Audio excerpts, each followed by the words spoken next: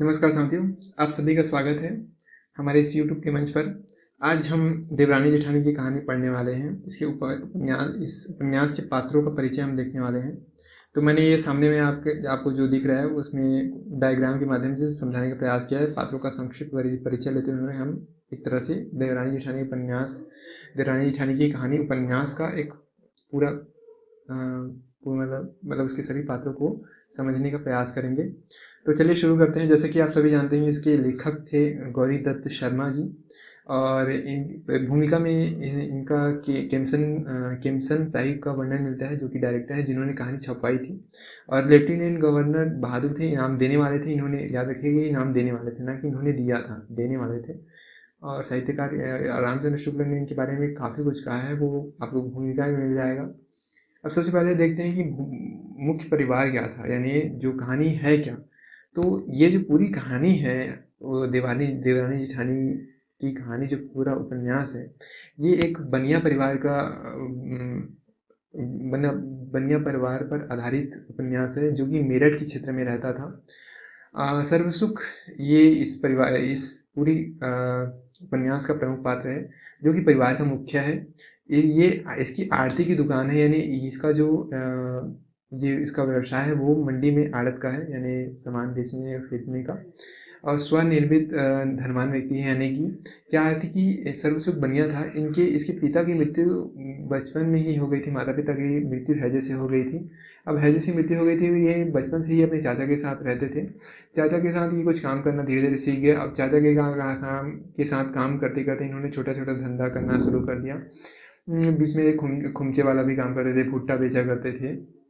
फिर धीरे करते करते ईमानदारी और परिश्रम से इन्होंने आड़त की दुकान खोली, और इनका डंका दूर दूर तक बसता था। इनके बात का बहुत मोल था। लोग इनकी तोती बोलती थी एक तरह से वो मार्केट में उनका।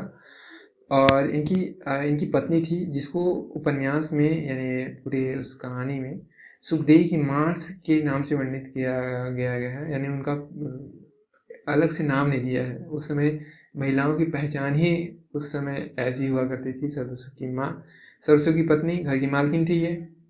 पहली पीढ़ी में देखते हैं तो पहली पीढ़ी कौन थी। तो पहली पीढ़ी में जेठ जेठानी जो है, तो बड़े बेटे का नाम दौलत राम था। ये बड़ा बेटा था, ये अनपढ़ था और बहुत ही बेकार किस्म का आदमी था। बाद में अपनी माँ से लड़ाई करने लगा था, अनपढ़ था, माँ से लड़ने लगा था। इसकी पत्नी का नाम ज्ञानो था, जो कि अनपढ़ थी और बहुत ही झगड़ालू स्वभाव की व्यक्ति थी। और लेखक ने यहाँ पर बहुत अच्छे तरीके से, या बोले कि उस समय की मानसिकता रही होगी, जो समाज में अच्छे गुण माने जाते हैं, उनको उसमें उन्होंने आनंदी में डाला है। और जो जो तथाकथित बुरे गुण माने जाते हैं समाज में, उनको उन्होंने ज्ञानों में डाल दिया। तो सांवली भी है और मूर्ख है, एक तरह से अनपढ़ है, लड़ाकू स्वभाव की लड़की है, महिला है। और इसके जो पिता है वो डुगर हैं, जो कि गरीब बनिया है। और आ, इसके बाद ये नथिया का एक प्रसंग आता है। नथिया के बारे में बता देता हूँ कि ये इसकी भनेली है, यानी सहेली है। और ये नथिया क्या होता है कि नथिया का वर्णन इसलिए आया है कि जो महिलाओं में जो आभूषणों के प्रति जो लगाव होता है, उसको समझाने का प्रयास किया है। कि क्या होता है, नथिया के साथ एक प्रसंग आया है कि नथिया के जो पति हैं, वो अपनी पत्नी से तंग आकर घर छोड़ के चले जाते हैं। पत्नी से क्यों तंग आते हैं, ये भी जानना ज़रूरी है। उनकी जो पत्नी नथिया जो है, ये आभूषणों का इसको बड़ा लालच है। हमेशा अपने पति को टोंच मारती रहती है कि फलाना ने तो गहना लिया, उसके पति ला रहे हैं, आप क्या करते हैं, आप मुझे लाइए। तो जो उसका पति, वो परेशान हो जाता है, घर छोड़ के चला जाता है एक जगह, जमींदार के यहाँ कुछ काम करने लगता है। तो अब इसकी पत्नी अकेले हो जाती है। अब समाज में, उस समय का समाज ही ऐसा था कि एक परित्यक्ता को कौन सम्मान दे। तो इसकी स्थिति बहुत दयनीय हो जाती है। एक दिन ये अपनी सहेली दौलत राम की पत्नी, जो बड़ी बहू है, वो नथिया की सहेली है, तो उसके यहाँ पहुँचती है।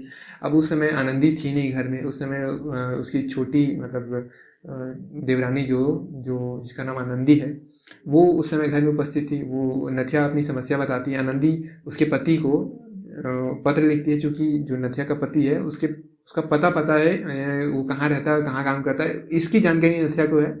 अब वो जो वहाँ जाके उसको बुला तो सकती नहीं, बहुत दूर रहता है। तो वो पत्र लिख देती है आनंदी, अब उसकी समस्या सुनकर। और कुछ ही दिनों में उसका पति आ जाता है। तो इस तरह नथिया के पात्र के माध्यम से महिलाओं में जो आभूषण और की जो आसक्ति होती है या फिर उनमें जो तुलना करने की जो वृत्ति होती है और उसको दर्शाया गया है। विशेष रूप से आभूषणों के प्रति जो आसक्ति है उसको भी दर्शाया गया है, एक तरह से कह सकते हैं। और इसके बाद नथिया का पति, ये तो जयपुर, ये वही मैंने बताया। हाँ, ये दौलत राम और ज्ञानों के दो दो संतान हैं, इनकी दो संतानें हैं। एक है मुलिया। मुलिया घर की सबसे, मतलब दौलत सवार के परिवार में सबसे बड़ी ही है, ये बिटिया है। और आनंदी से नागरी सिखाती। सोचिए ये जो ज्ञानो है वो अपनी जेठानी से ईर्ष्या करती है, इसके बावजूद आनंदी का स्वभाव इतना है, वो अपने पिता के दिखाए मार्ग पर चलती है और अपनी, मतलब अपने जेठ के बेटी को यानी गुलिया को नागरी लिपि सिखाती है, इन्हें देवनागरी पढ़ना लिखना सिखाती है। इसका जो मुलिया के विवाह का भी वर्णन आया है पूरे उपन्यास में। इसका विवाह होता है अतरौली के चुन्नीलाल कसेरे के यहाँ, ठीक है। इतना याद रखिएगा, पूछेगा नहीं। कन्हैया लाल के बारे में आप इतना याद रखिएगा कि ये इसका बेटा था पात्र, बस इसके बारे में कुछ आया नहीं ज़्यादा कुछ। अब इसके बाद आगे देखिए, पहली पीढ़ी में इसके जो दूसरा बेटा था यानी सर्वसुख का जो बेटा था, वो उसका छोटे बेटे का नाम छोटे लाल ही था। आमतौर पर लोग वैसे उस समय नाम रख दिया करते थे। अंग्रेजी, ये पढ़ा लिखा व्यक्ति था, इसको पढ़ाया लिखाया गया था, सरकारी नौकर था। इसके याद रखिएगा, जो लाला बुलाकी दास है, इसका वर्णन प्रारंभ में ही आता है। इसी ने छोटे लाल के पिता यानी सरसुख को सलाह दी थी कि वो उसे पढ़ाए अंग्रेजी स्कूल में। और ये जो छोटे लाल हैं, इनकी बाद में रेलवे विभाग में नौकरी लग गई। इनके दरअसल हुआ यूँ कि इनके जो पिता थे यानी सर्वसुख, वो उनका लेन देन रहता था बड़े बड़े लोगों से। तो रेलवे कर्मचारी से भी उनके पिता का लेन देन था। तो उनके पिता ने यानी छोटे लाल के पिता सर्वसुख ने आग्रह किया कि मेरे छोटे बेटा पढ़ा लिखा है, उसे नौकरी के मतलब कुछ अनुशंसा प्रशंसा कुछ किया होगा उसने, तो इसको नौकरी मिल गई। अब इसकी पत्नी, जब इसका विवाह हुआ आनंदी से, जो कि एक पढ़ी लिखी लड़की थी, गोरी भी थी, याद रखिएगा, गोरी थी, पढ़ी लिखी थी, सुघड़ थी। मायका इसका गुड़गांव था। देखिए नाम भी, जगह का नाम भी कहाँ है, चुन के लेखक ने डाला है गुड़गांव। शायद उस समय भी गुड़गांव काफ़ी प्रसिद्ध रहा होगा, तभी गुड़गांव को डाला है। तहसीलदार, इसके पिताजी तहसीलदार थे, अंग्रेजी पढ़े लिखे थे। और इसके बड़े भाई का नाम राम प्रसाद था। राम प्रसाद का उल्लेख 2-3 बार आया है, इसलिए इसको थोड़ा याद रखिएगा। ये वकालत इसने वकालत की पढ़ाई ये कर रहा था। और राम प्रसाद का उल्लेख तब भी आता है जब जो आनंदी है वो अपने मायके जाती है, तो राम प्रसाद ही उसे लेने आता है। तो राम प्रसाद का उल्लेख याद रखिएगा। गंगाराम का सिर्फ पत्र में ही आता है, एक बार उल्लेख आता है। तो इसके बारे में उतनी जानकारी ज़रूरी नहीं है, मदरसे में पढ़ता है, बस इतना याद रखें। भगवान देई है, ये छोटी बहन है, इसका वर्णन पत्र में आता है, तो ये भी इतना इम्पोर्टेंट नहीं है। तो भगवान देई है, ठीक है। किरपी कौन है? किरपी एक ऐसी लड़की है, ये शायद जहाँ तक मुझे याद है ये मौसेरी बहन है, यानी जो आनंदी है उसकी मौसेरी बहन है, यानी इसके मौसे की बेटी है, मौसे की बेटी है। तो इसका क्या होता है कि घटना कुछ ऐसी होती है इसके साथ कि इसके पति जो होता है, इसका बाल विवाह होता है और इसका पति 10 वर्ष में ही, मैंने माफ़ कीजिए, मतलब ये 10 वर्ष में विधवा हो जाती है। होता कुछ इसके साथ यूँ है कि इसके जो पति हैं वो पतंग उड़ाते पतंगबाजी करते करते एक छत से गिर जाते हैं और उनका देहांत हो जाता है, जिस कारण ये बाल विधवा हो जाती है। अब इस किरपी पात्र के माध्यम से लेखक ने जो बाल विधवा समस्या है उसको उठाने का प्रयास किया है। तो याद रखिएगा, किरपी ही वो पात्र है जिसके माध्यम से लेखक ने जो बाल विधवा समस्या है उस पर प्रकाश डाला है। तो ये ऐसा पूछा जा सकता है बिल्कुल, विधवा का मतलब विधवा समस्या को किसके माध्यम से उठाया गया है, तो इसके माध्यम से उठाया गया है। लाला दीनदयाल का किरपी किताब है, बीच में इसका प्रारंभ में वर्णन आता है, बीच में सब इम्पोर्टेंट नहीं है। संतान, इनकी 2 संतानें हैं, नन्हे, ये शायद नन्हे रहना चाहिए, नन्हे ऐसा रहना चाहिए। और ये बड़ा बेटा है, मदरसे में पढ़ता है। पढ़े लिखे माता पिता के बेटे पढ़े लिखे ही होते हैं, तो मदरसे में पढ़ता है। इसका देखिए याद रखिए, दोनों बच्चों का जो दोनों बेटे मतलब सर्वसुख के दोनों नातियों, मतलब सर्वसुख के जो बेटे हैं, 2 बेटे हैं, दौलत राम और छोटे लाल, दोनों के सबसे बड़े बच्चों का विवाह इसमें आया है, विवाह का वर्णन इसमें आया है। तो नान्हे का जो विवाह होता है वो भी कहाँ होता है, तो ये झुन्नी मुन्नी बुलंदशहर के व्यापारी हैं, तो दिल्ली के पास का जगह बुलंदशहर। तो झुन्नी मुन्नी, ये पूछेगा नहीं झुन्नी मुन्नी किसके यहाँ हुआ, ये बुलंदशहर के व्यापारी, ये भी पूछेगा नहीं। तो विवाह होता है, ये पता होना चाहिए दोनों को विवाह हुआ था, बस पढ़ा लिखा लड़का है। और मोहन, इनका छोटा बेटा, इसके बारे में बहुत सारी घटना आती है। क्या होता है कि मोहन के साथ एक घटना घटित होती है। ये घर में सबसे छोटा रहता है। ये क्या होता है कि जब जो मुनिया है, यानी जो दौलत राम की बेटी है, अब ये बच्चों में बड़ी है सभी बच्चों में। तो अब ये आमतौर पर क्या होता है, जो बड़े बच्चे होते हैं वो अपने घर सभी छोटे बच्चों को बुलाकर आपस में खेलते हैं। तो ये भी अपने दौलत राम, अब चूंकि इनका दौलत राम और छोटे लाल अलग अलग रहना शुरू कर देते हैं, तो जो छोटे लाल के घर से जो बच्चे हैं दोनों, ये खेलने जाते हैं इनके यहाँ मुनिया दीदी के पास, अपनी मुनिया दीदी के पास। अब ये नाच कर गा कर इन बच्चों का अपना ही मनोरंजन करती है, बच्चों का भी मनोरंजन करती है। एक दिन क्या होता है, मोहन को आते आते देर हो जाती है, घर वाले परेशान हो जाते हैं कहाँ गया। अब होता कुछ इसके साथ यूँ है कि मोहन जो लाल है वो एक जुआरी के हाथ में चला जाता है। ये जुआरी उसे फुसला कर ले जाता है एक सुनसान जगह पर। और मोहन और उसे इस जुआरी मोहनलाल को इसलिए पकड़ता है क्योंकि मोहन जो है, यानी जो बालक मोहन है, उसकी शरीर में, यानी उसको उसके परिवार वालों ने इतने सारे गहने और आभूषण लाद दिए थे। यानी बच्चों को भी माता पिता बहुत सारे गहने पहनाते हैं, आभूषण पहनाते हैं, लॉकेट हो गया, कान में बाली हो गया, और हाथ में कुछ कड़ा हो गया। तो ये सब तमाम जो चीज़ें होती हैं, तो बच्चों को माता पिता को शुरू शुरू में शौक होता है, तो वो अपनी आदतें बच्चों पर डाल देते हैं। तो बच्चे को दिवाली का अवसर, अब जुआड़ी के लिए तो शराब और बीड़ी सिगरेट का ठिकाना होगा नहीं, तो उसका दिन चलेगा नहीं। अब वो मोहन को टारगेट करके ले जाता है गले में, और उसका जितना भी गहना है, आभूषण है, लॉकेट है, गले में जो भी है, उसको निकाल के उसको बेचारे बच्चे को, ये मोहन को ढकेल देता है, धक्का दे देता है। कांटों से भरे हुए जाल, मतलब शायद पेड़ वेड़ इत्यादि रहता है। अब मोहन के साथ बाद में मोहन मिल भी जाता है, और बड़ा घर में आवा भगत, मतलब घर में बड़ी राहत होती है जब ये मिल जाता है। और सर्व सुख बोलते हैं कि अब से बच्चों को तमाम ये चीज़ें होती है ना, कभी करना, मतलब करना, कभी पहनाना, ना कभी इसका शौक करना। बड़ी मुश्किल से इसकी जान बचती है। अगर उस दिन नहीं मिलता ये बालक रात के समय, याद रखिएगा, इसको खोजने के लिए बाकायदा सब लोग रात में जुट गए थे। बहुत मुश्किल से ये रात के अंधेरे में मिला था, ये बालक मोहन। ठीक है। और इसके बाद ये दो तमाम में जो पात्र आते हैं, पार्वती कौन है? पार्वती का उल्लेख आता है, ये देखिए, पार्वती और सुखदेवी ये दोनों सरस्वती की बेटियां हैं। ये बड़ी बेटी है, ये छोटी बेटी है। इसका विवाह, पार्वती का विवाह होता है दिल्ली ब्याही गई थी। तो पार्वती कहाँ ब्याही गई थी? दिल्ली ब्याही गई थी। चुगलखोर थी। अब चुगलखोर है, और ज्ञानों का भी स्वभाव कुछ वैसा है। तो ज्ञानों, वो बोलते हैं ना, ज्ञानी से ज्ञानी मिले होए लूटम लूट, अज्ञानी से अज्ञानी मिले होए माथा फूट। तो जैसा जैसी, मतलब जैसा उसका स्वभाव है वैसी उसकी संगति है। तो इसकी संगति है अज्ञानों के साथ। अब सुखदेवी है, पढ़ी लिखी है, लड़की है, और हापुड़ इसका विवाह हुआ है। और अब इसका जो ससुराल है वो है वंशीधर कबाड़ी वाला है हापुड़ में। यहाँ उस मतलब हापुड़ के वंशीधर कबाड़ी वाले के यहाँ ही हुआ है। इसके भांजे का नाम ज्ञानचंद है। ज्ञानचंद का नाम ये याद रखना ज़रूरी इसलिए है क्योंकि ज्ञानचंद ही सुखदेवी का एक पत्र लेकर आता है उसके मायके। फिर वापिस उस मायके से जो प्रत्युत्तर है उसको लेकर लौटता है, कुछ सामान लेकर लौटता है। और याद रखिएगा, शिव दयाल सुखदेवी का बेटा है। शिव दयाल का वर्णन अंत में भी आता है, क्योंकि हिंदू समाज में एक परंपरा है कि जो बेटी का जो पुत्र होता है उसके द्वारा अग्नि मुखाग्नि दी जाने की परंपरा है। तो इसके कारण शिव दयाल जो है उसको वो अंत में पहुंचता है और अपने नाना की मतलब हाँ, अपने नाना की चिता को मुखाग्नि देता है। तो इसका वर्णन तो अंत में भी आया, तो ये इंपॉर्टेंट है, याद रखिएगा शिव दयाल का वर्णन कहाँ आता है। इसका चाचा है, ये तो इम्पोर्टेंट नहीं है। दिल्ला पांडे का वर्णन है प्रारंभ में, ये पुरोहित जी हैं।